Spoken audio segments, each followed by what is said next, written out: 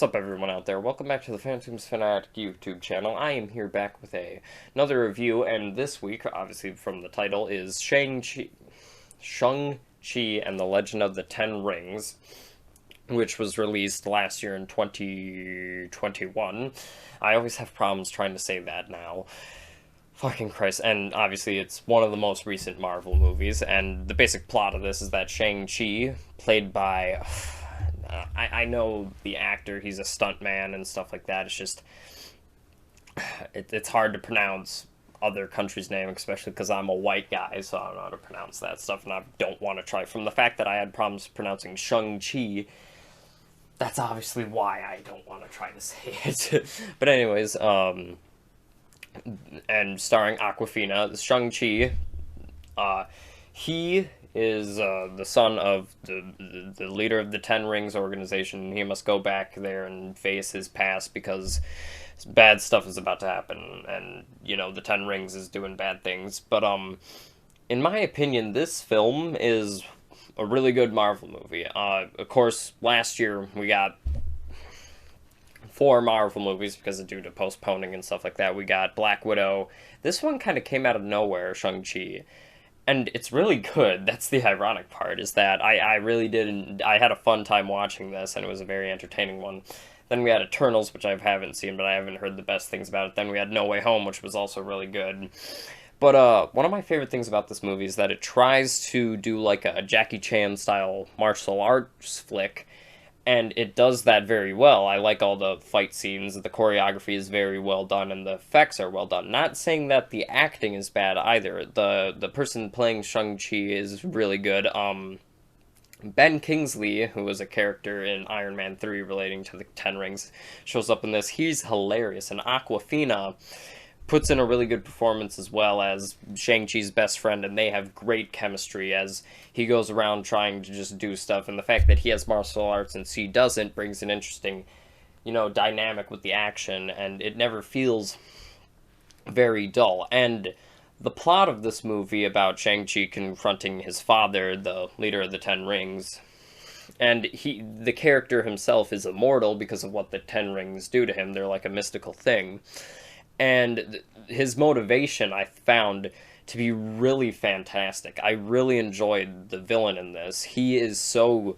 The actor, is for one, is really good at playing him, and the character's motivation, especially with the fact that he's immortal and the fact that he used these Ten Rings to do these horrible things, and then he met this person who could help remedy that, but then, you know, bad things happen, and he gets back to the point that he's at, and... It's sad to see, but you kind of understand what he's getting at, but he's going around with it with the wrong places, and especially the way that he raises his children after this thing happens.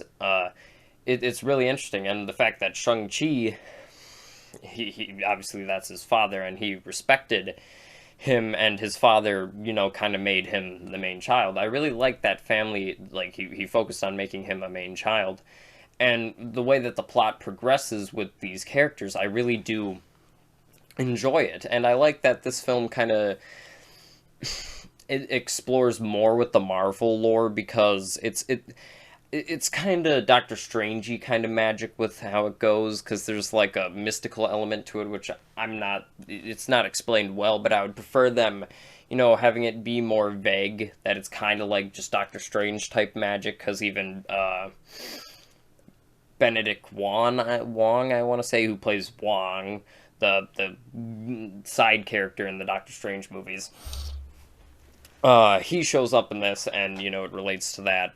And you also get some hilarious comedy moments from Awkwafina. She's very funny in this, and including with, you know, just the interactions with the fact that she's just blown away from all this stuff that this boring person she knows is doing is very interesting. And I will like to say that the film is shot also very nice. I do like all the Asian aesthetics, all like the aesthetics of this place they go to near the end of the film, where you see all these different types of creatures. It's really creative, and the effects are pretty good. But my main problem with this film is that we don't get a whole lot of the martial arts style action. There is a good amount of it, don't get me wrong, and I do like seeing it when it is like that, but I do have a problem with the end fight in this film because I feel like I liked the direction they were going. Not too many effects, and it was more of just like martial arts and choreography. But the end fight in this is just a big Marvel fight again. But it has some cool elements in it, I guess. But I really didn't enjoy that. But the other action scenes I really did enjoy. There's this scene when they're on a bus and they have to like turn the bus and help rearrange it, which I thought, was really creative idea. There's another one where they're making their way through like these pole style things. It's a lot like, Jackie Chan martial arts movies.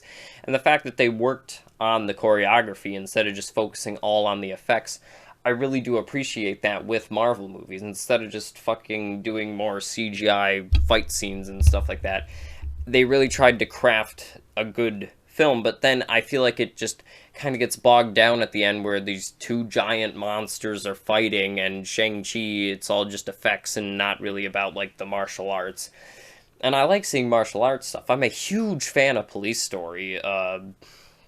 It's a Jackie Chan movie. I'm a really big fan of Jackie Chan stuff, but I feel like just the ending fight in this is kind of disappointing. But I feel like the rest of it, the character motivations, and especially the way that they end out with the villain's relationship to Shang-Chi and his sister, and all of that kind of ends out, I do enjoy that. And I like the chemistry between Aquafina and Shang-Chi's actor. They don't necessarily say that they're an item in this, and I like that it's not implied that they get together at the end, that they're friends. And you get that. They clearly care for one each other like friends do. And she's really funny in this, and all the actors, I think, bring a really funny touch to it.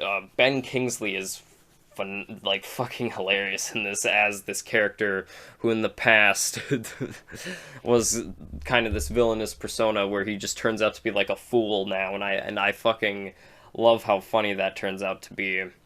I definitely do recommend this. I feel like from last year's Marvel movies, Black Widow, I haven't seen Eternals yet. I still have to see that. This and No Way Home. I would definitely give No Way Home and this a watch. I definitely do recommend this. It's a very good Marvel movie with the martial arts and stuff. Even though it doesn't have the most interesting of climaxes, I definitely do recommend this, and I did enjoy it. So, hope you guys enjoyed. Like, subscribe down below. Please comment your thoughts on the film. I always like to see that. And yeah, I will see you next time.